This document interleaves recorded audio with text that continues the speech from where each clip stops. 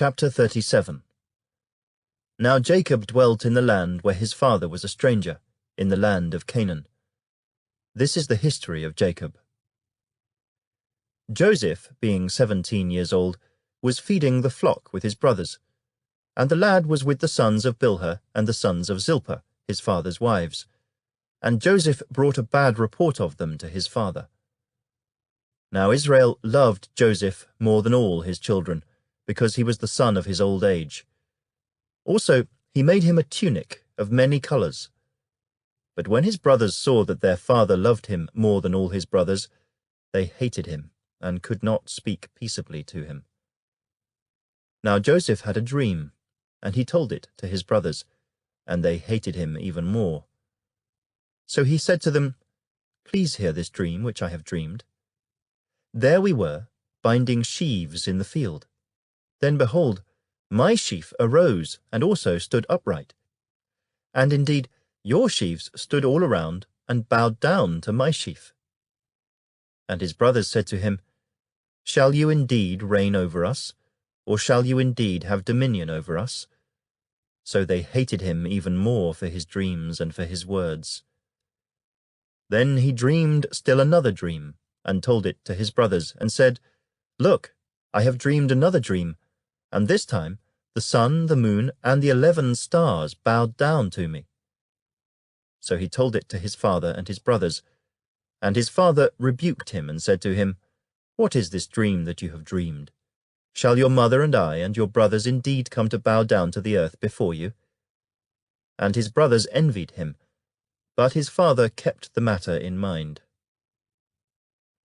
Then his brothers went to feed their father's flock in Shechem. And Israel said to Joseph, "Are not your brothers feeding the flock in Shechem? Come, I will send you to them." So he said to him, "Here I am." Then he said to him, "Please go and see if it is well with your brothers and well with the flocks, and bring back word to me." So he sent him out of the valley of Hebron, and he went to Shechem. Now a certain man found him, and there he was, wandering in the field. And the man asked him, saying, "What are you seeking?" So he said, "I am seeking my brothers. Please tell me where they are feeding their flocks." And the man said, "They have departed from here, for I heard them say, 'Let us go to Dothan.'" So Joseph went after his brothers, and found them in Dothan. Now when they saw him afar off, even before he came near them, they conspired against him to kill him. Then they said to one another, "Look, this dreamer is coming. Come, therefore, let us now kill him and cast him into some pit, and we shall say, 'Some wild beast has devoured him.' We shall see what will become of his dreams." But Reuben heard it, and he delivered him out of their hands, and said, "Let us not kill him."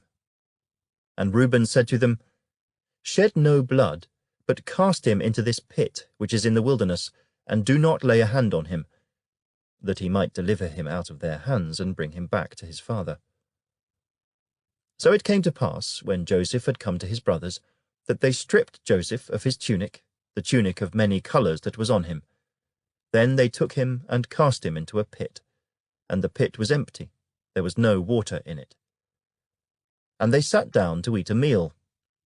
Then they lifted their eyes and looked, and there was a company of Ishmaelites coming from Gilead with their camels, bearing spices, balm, and myrrh, on their way to carry them down to Egypt. So Judah said to his brothers, "What profit is there if we kill our brother and conceal his blood? Come and let us sell him to the Ishmaelites, and let not our hand be upon him, for he is our brother and our flesh." And his brothers listened.